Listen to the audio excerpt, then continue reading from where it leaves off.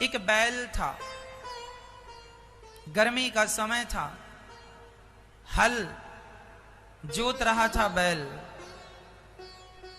वह बैल बड़ा प्यासा था, बड़ा भूखा था, पर किसान हल जोतने वाले बैलों को पता है अब तो ट्रैक्टर का जमाना है। पहले क्या होता था, एक बांस के डंडे में एक कील लगाई जाती थी, आगे की तरफ बड़ी पैनी होती थी, वह बैल को चुभोई जाती थी, तब बैल चलता था। एक बैल था, बड़ा प्यासा था, बड़ा भूखा था। वह अपने मालिक की तरफ बार बार देखता कि पानी पिला दो, भोजन करा दो, पर मालिक तो खेत जोते जा रहा। उसकी हिम्मत नहीं एक पग रखने की। अंत में वह बैल भूख और प्यास से जमीन में गिर पड़ा, और जब गिरा तो उसके मालिक ने उसे बहुत मारा। उठ जा, मार मार के लाठियां मारी, वो सुई चुभोई, खूब मारा। बैल सोचा कि प्यास से तो तड़प रहा हूं, भूख से तो तड़प रहा हूं, ये मार रहा है, तो जैसे तैसे हिम्मत करके फिर खड़ा हुआ, फिर जुताई चालू, खेत जोत रहा। कि तो उस बैल ने भगवान से पूछा कि विधाता, मैंने ऐसा कौन सा पाप किया जिस पाप के कारण मुझे इतना निर्दयी किसान मिला है? ये ना मेरी भूख देखता है, ना मेरी प्यास देखता है, बस काम काम कराता रहता है। हे विधाता, मैं बैल हूं, मैं कुछ बोल नहीं सकता, मुझे बता दे मैंने कौन सा पाप किया है जिस पाप के कारण मुझे ये दंड मिल रहा है। तब विधाता ने कहा, बैल, पिछले जन्म में तू इस किसान का बड़ा भाई था, बड़ा भाई था इसका। अच्छा, ये किसान मेरा छोटा भाई था? हाँ, पिछले जन्म में तू इसका बड़ा भाई था, ये तेरा छोटा भाई। तू बड़ा था, तेरा बाप जल्दी से गुजर गया था, तू बड़ा था, तुझे सब ज्ञान था, कैसे खेती बाड़ी करते हैं, कैसे अपने नाम पे करते हैं। छोटा भाई तेरा कुछ ज्यादा ही छोटा था, भोला था, सरल था, सीधा था। तूने सारी प्रॉपर्टी कब्जा कर ली, अपने नाम कर लिया, और अपने छोटे भाई को फूटी कौड़ी नहीं दिया। तेरा भाई भूखा रहा करता था, तो उससे कहा करता था, भाई वो खेत मुझे दे दे, पिता का है, थोड़ा सा तो हो, तो तू घर से निकाल देता था, चला आया खेत मांगने। तेरा भाई भूखा सोता था,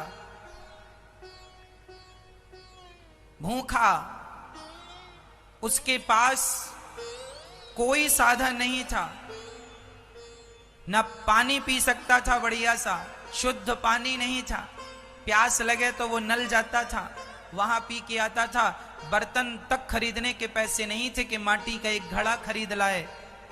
कभी कभी प्यासा सो जाता था कि चलो अब कौन रात्रि को पानी पीने जाए, घड़ा खरीदने की हैसियत नहीं थी। और तू बड़ा हलवा पूड़ी छानता था,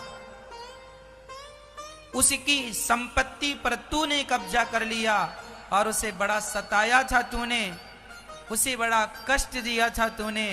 वही तेरा भाई इस जन्म में तू बैल बन के आया, और वह अब खेतों का मालिक बना है, और तुझे बैल बना के अपने खेत जुतवा रहा, भूखा प्यासा रखता है। क्यों रखता है? क्योंकि ये पिछले जन्म का हिसाब किताब चल रहा है। इसलिए हम कहा करते हैं, किसी को दोष ना दिया करो। जब आपके जीवन में कष्ट आए, संकट आए, विपत्ति आए, तो समझ लेना कि आपके किए हुए कर्मों का फल मिल रहा है। इस जन्म में ना सही, किसी जन्म में सही, तो मैंने जो अपराध किए हैं, जो पाप किए हैं, वह तो भोगना ही पड़ेगा। इसलिए हम कहा करते हैं, मैया जी दया करना जरूरी है। आजकल ना सगा भाई निर्दयी हो गया है। आज अपना सगा भाई जो एक माँ से जन्म लिए हैं, वो अपना भाई अपने भाई पे दया नहीं करता।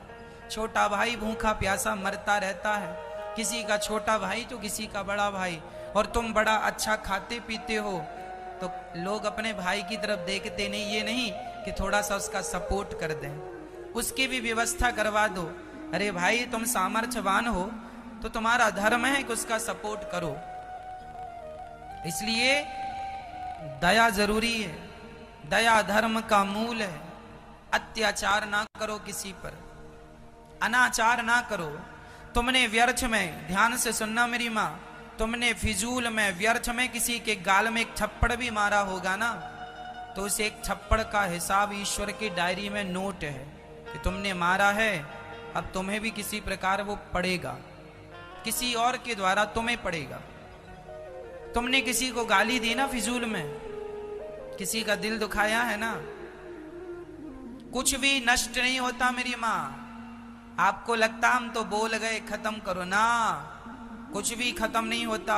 शब्द कभी नष्ट नहीं होते। हमने जो शब्द कह दिए वो ब्रह्मांड में गूंजते रहते हैं। शब्द कभी नष्ट नहीं होता, याद रखना। होता है जैसे पानी कभी नष्ट नहीं होता।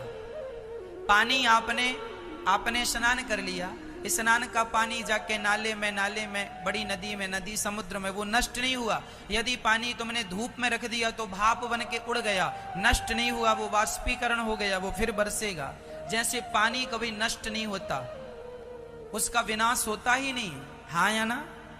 उसी तरह तुम्हारे शब्दों का, तुम्हारे व्यवहार का, तुम्हारे अच्छे और बुरे कर्मों का कभी नाश नहीं होता, वो भोगने पड़ते हैं।